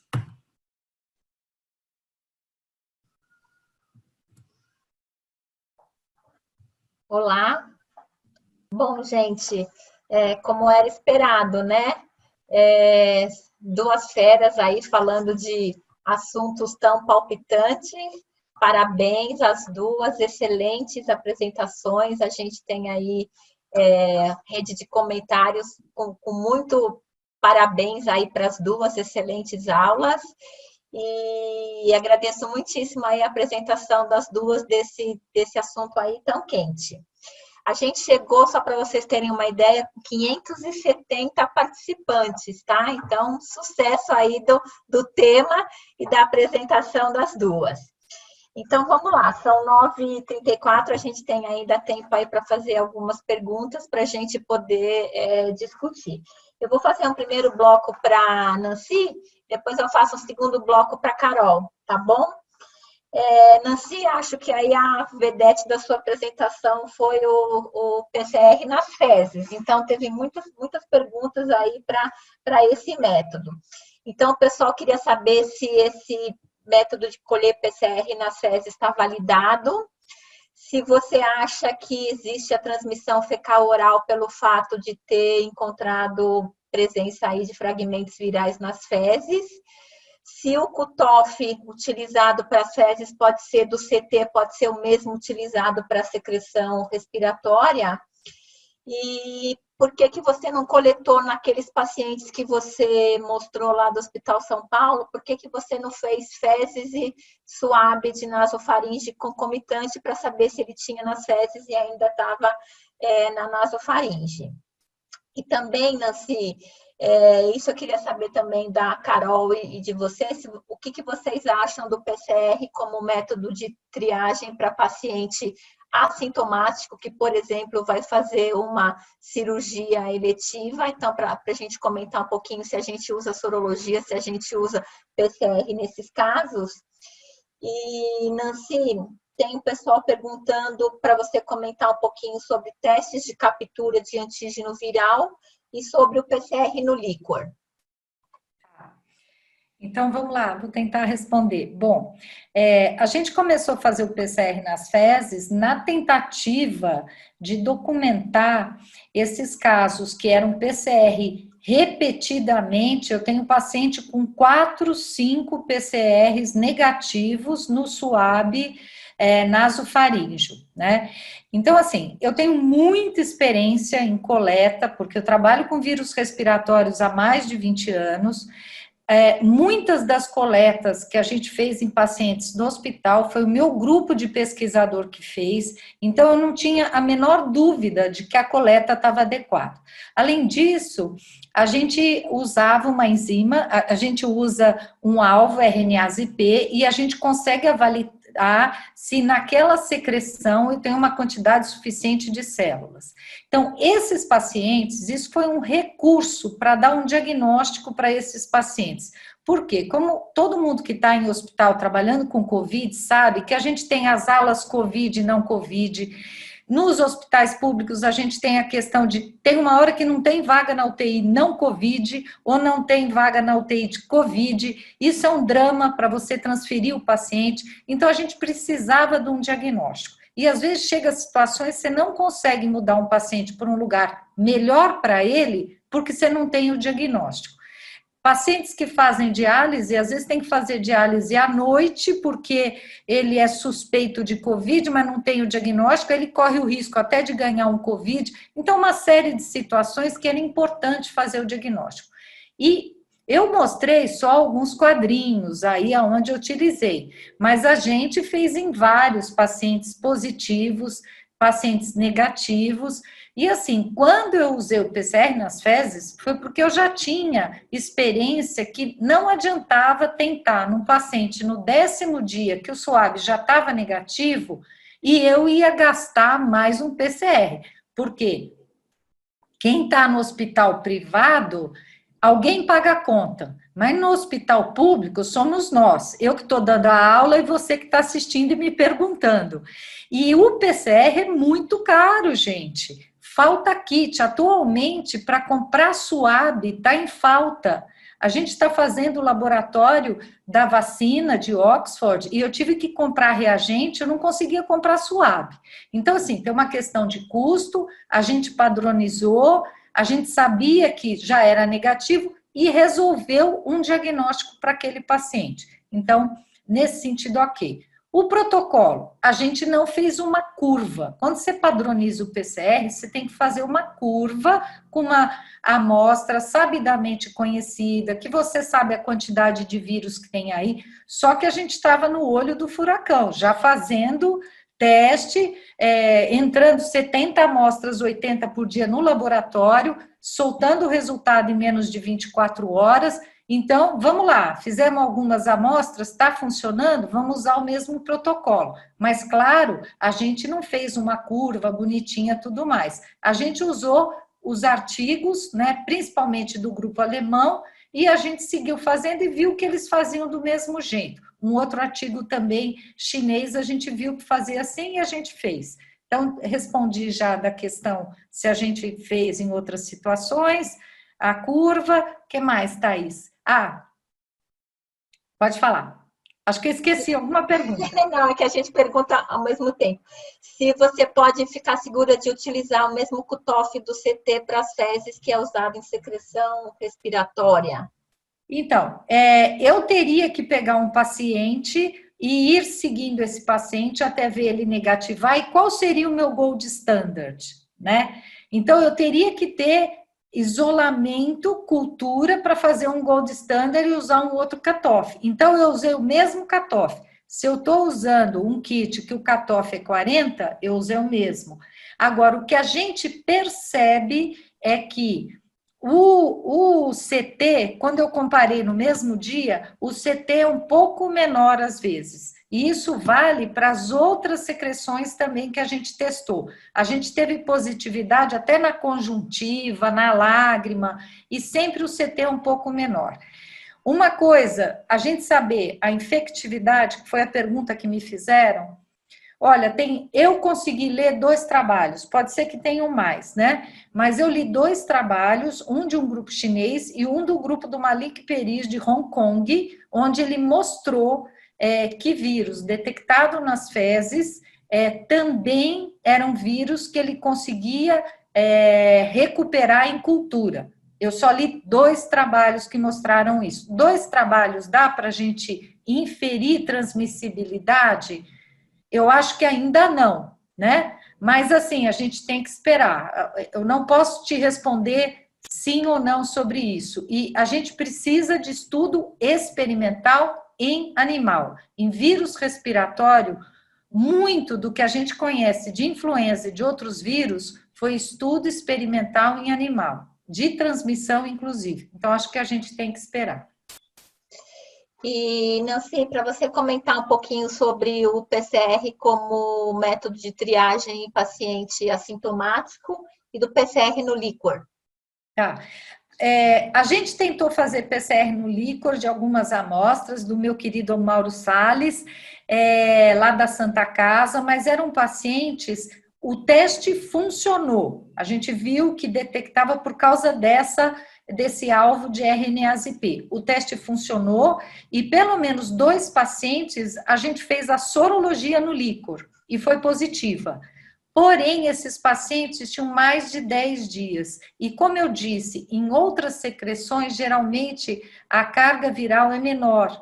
Então, eu acredito que é possível. A doutora Rô do HC me disse que documentou PCR positivo em líquor. Então, eu acho que deve ser possível, mas eu não tenho essa experiência.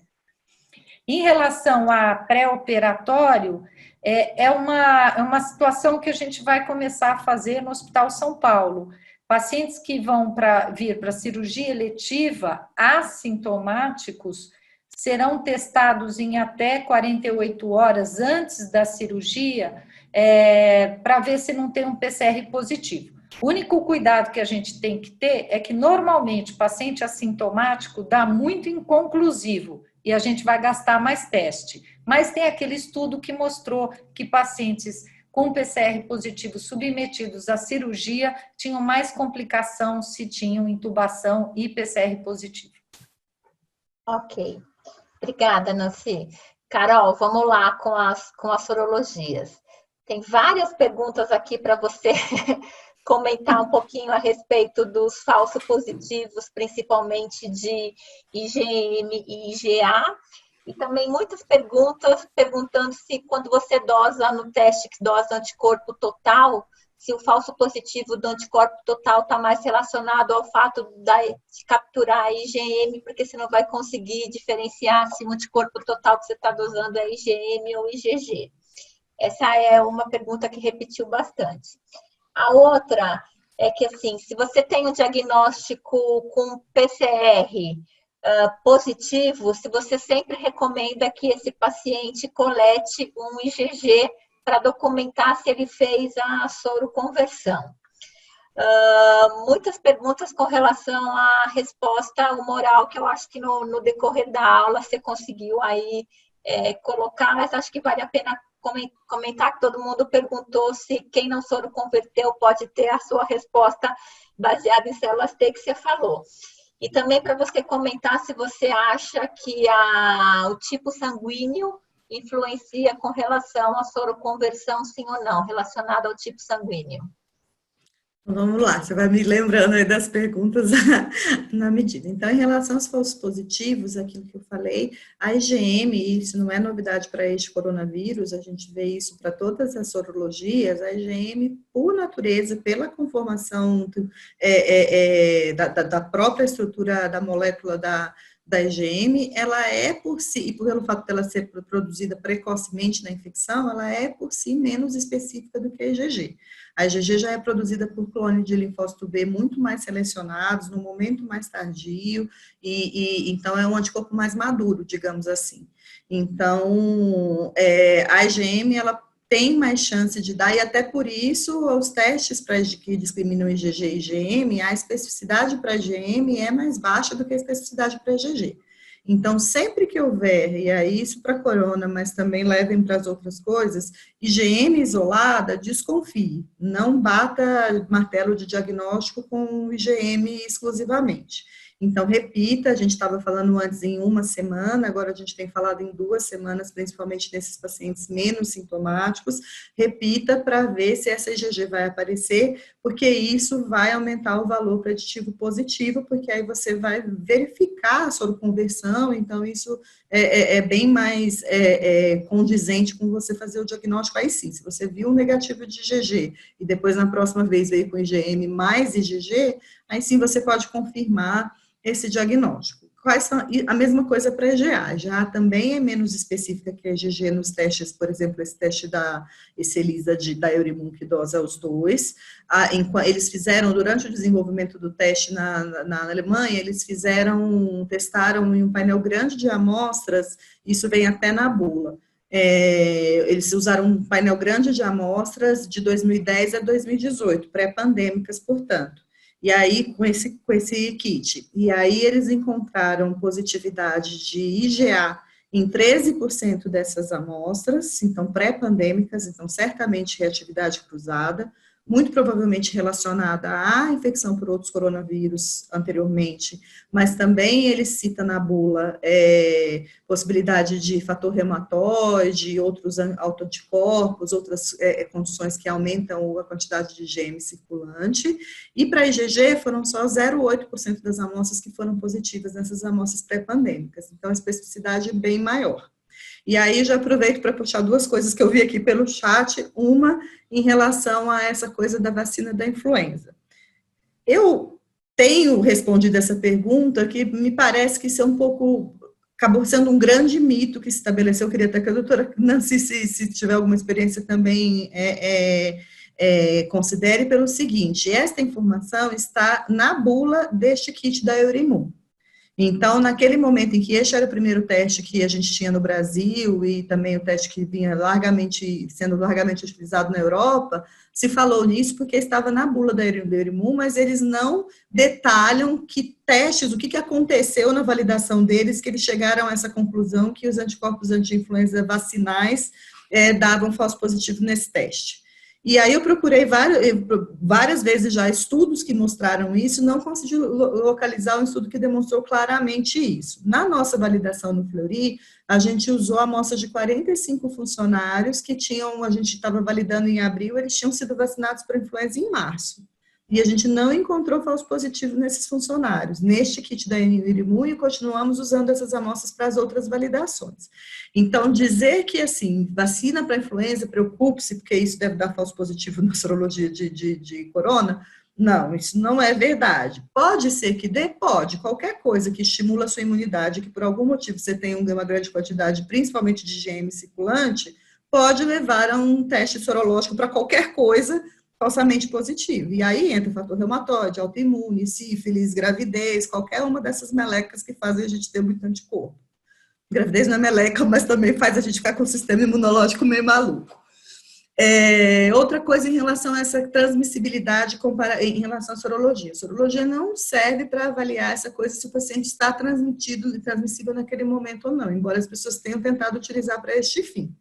Então, a única ressalva que eu faço assim, para tomar cuidado é que ter IgG não significa fisiopatologicamente que não se transmite, mas se você fizer a conta do tempo, provavelmente, quem já teve tempo hábil para produzir IgG, considerando os estudos de transmissibilidade, isolamento em cultura e etc., e considerando os estudos de tempo de soroconversão de IgG, faz as contas nobres fora, provavelmente, quando a pessoa já tem IgG, ela já passou do tempo em que se costuma estar transmissível. Então, isso te ajuda nessa decisão. IgM, tem um gapzinho aí, quando os estudos falam que começa a produzir a partir do 5º dia, melhor sensibilidade a partir do 7º. E a PCR e os estudos com cultura dizem que, nos casos leves, eles podem ser transmissores até o 8º dia, os mais graves 12, etc. Pode existir o capricho de alguém que produziu a sua IgM no 5º dia e está transmitido até o 8º, ter aí 2, 3 dias de transmissibilidade, em quem tivesse, por exemplo, uma IgM positiva isolada. Então, quando me perguntam, o que eu respondo na prática? Se tem IgM e IgG, preciso fazer PCR, isolar, etc., eu tendo a achar que se já tem IgG, já tem tempo hábil para ter parado de transmitir, não faria mais nada. Se tem IgM sozinha, pode ter o capricho aí dos astros de estar nesses 2, 3 dias que começou a ter IgM, mas ainda não chegou no 8º, 9º dia para parar de transmitir.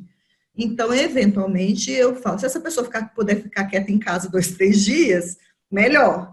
Se não, eu tive a amiga que me ligou, Carol, estou com uma IgM positiva, será que é falso? Eu falei, deve ser, mas amanhã você vai passar visita na enfermaria de transplante de medula, então vem aqui colher o meu PCR agora, porque a gente não sabe. Então, nesse sentido, IgM isolado, dependendo do contexto, vale a pena fazer a PCR pensando nessa questão de transmissibilidade, mas existe sim uma boa chance de ser falso positivo. O que mais? Que ficou aí? Se você sempre teste da Roche. E se você sempre recomenda coletar o IgG, quem tem um PCR positivo que fez o diagnóstico sintomático, sempre recomenda fazer um IgG para documentar a soroconversão? Ou pode ficar... Não tenho recomendado, viu? Não recomendava antes, porque a gente, extrapolando dos outros vírus respiratórios e considerando a dinâmica da epidemia, e a gente não ter visto realmente essa documentação de transmissão, alguma imunidade tinha. Então, quando a gente começou a ver que as pessoas vinham com casos confirmados e a sorologia era negativa, a gente começou a ver um monte de frustração nesse sentido, mas a gente continuava, daí que eu tirei o tenha fé nos seus linfócitos, que já virou até meme. Porque realmente a gente esperava que isso houvesse, e as evidências agora estão saindo. Então, quando você faz e dá positiva, ótimo. Quando você faz e dá negativa, não significa que você não esteja imune, não esteja protegido, e gera uma frustração. Eu, particularmente, acho que não tem essa necessidade. Eu acredito que realmente, com base nas evidências que estão surgindo, e pelo que a gente já conhece antes, que por algum tempo quem tem está protegido, não sabemos por quanto tempo. E deve haver uma boa parte dessa proteção baseada em imunidade celular, que você não necessariamente vai conseguir comprovar com sorologia. Então, eu não tenho recomendado de uma maneira sistemática. Teve uma pergunta que eu vi por aqui, que até perguntou o que a gente achava de usar sorologia para fazer a inclusão no exame, nos protocolos de vacina.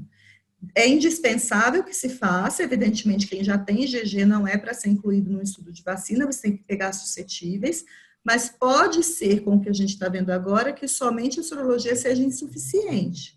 Existe sim a chance aí, por exemplo, mostrando aquele trabalho lá dos intrafamiliares que eram soronegativos e tinham imunidade celular, pode ser que a gente acabe incluindo, se a gente não fizer um teste de imunidade celular, e eu não sei em que proporção isso pode acontecer, que a gente acabe incluindo no estudo gente que já tinha sido exposto, já tinha imunidade, mas não tinha anticorpo detectável.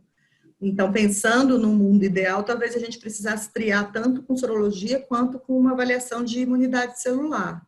Mas o quanto isso faria grande diferença em termos de proporção de pessoas que deixariam de ser incluídas, a gente não sabe ainda. E o teste de anticorpos totais, que é o que está sendo lançado pela Roche, ele pode sim dar falso positivo, principalmente quando a pessoa pode ter alguma IgM, mas ele tem uma diferença em relação a alguns testes e aos outros testes que surgiram antes. Isso responde também uma outra pergunta que eu vi, que era dos testes de segunda geração.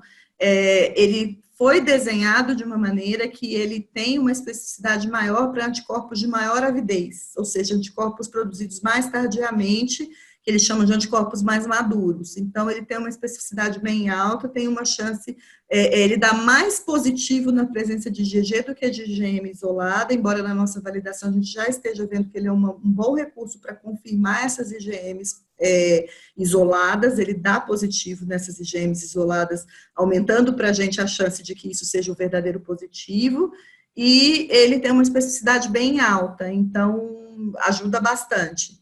A gente está numa fase final de validação e ainda considerando em que contexto, até talvez um contexto de algoritmo que a gente vai implantar. Ok. Gente, tem muitas perguntas. Eu acho que as duas professoras aí responderam a maioria, mas óbvio a gente não tem tempo para responder tudo, já são 21h56 e a gente tem aí a prerrogativa de 10 horas encerrar, até porque depois a gravação fica muito comprida e é muito difícil das pessoas depois assistirem. Então, eu acho que assim, as duas estão à disposição, deram o e-mail, acho que depois, quem não tiver sido respondido a pergunta, porque realmente não dá, podem mandar um e-mail. E, então, eu gostaria de encerrar, eu acho que foi extremamente salutar, e a gente tem muito a aprender ainda com os testes diagnósticos, tanto a PCR quanto as sorologias. A demanda maior agora de todo infectologista é sorologia positiva, PCR positivo, o que eu faço, quanto tempo eu fico afastado, posso voltar a trabalhar, e a gente está aprendendo muito ainda nesse caminho, então nós só estamos vendo uma pontinha do que a gente vai ter aí com os testes diagnósticos, tá? Edu, não sei se você está aí ainda, acho que está, porque estou vendo uma mensagem dele aqui, você quer fazer alguma consideração? Ou se a gente pode encerrar agradecendo muitíssimo aí as duas palestrantes e aos 350 participantes que ficaram até agora conosco nos assistindo. Muito legal, né? Tanta gente assim junto interessada. Até se o Randolfo conseguir aí a listinha das perguntas e me mandar por e-mail, eu prometo que em algum momento antes do Natal eu respondo. Eu não sei se dá, Carol, para fazer isso, para a gente guardar as perguntas do chat para mandar depois. Eu acho que não, mas se a gente conseguir, o Randolfo está escutando aí, acho que ele consegue. Beleza. Tá bom? Gente, muitíssimo obrigada, viu? Nancy, um beijo. Carol, um beijo. Agradeço a todos que estiveram aqui conosco e na terça que vem a gente tem mais um webinar aí, Terça Covid com a SPI, falando de medicamentos antivirais, as evidências científicas até o momento, tá bom? Boa noite para todos, obrigada. Muito obrigada, tchau, tchau. Obrigada, gente, tchau, boa noite. Tchau, Carol. Tchau, tchau, Nancy, obrigada. Tchau, Thaís. Tchau, Nancy. Tchau, Carol.